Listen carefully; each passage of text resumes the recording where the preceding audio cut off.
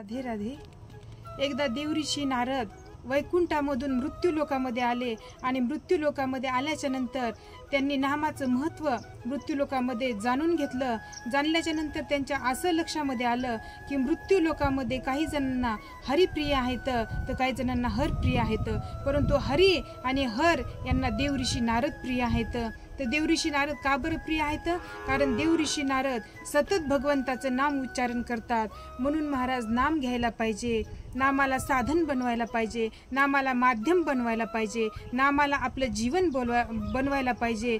आणि हेच आपले गुरु पण सांगतात की नाम सदा बोलावे, गावे भावे जनाशी सांगावे, हाची सुबोध गुरूंचा, नामा परते न सत्य मानावे, नामात रंगूनिया व्यवहारी सर्व भोग भोगावे, हाची सुबोध गुरूंचा, नामा परते न सत्य मानावे।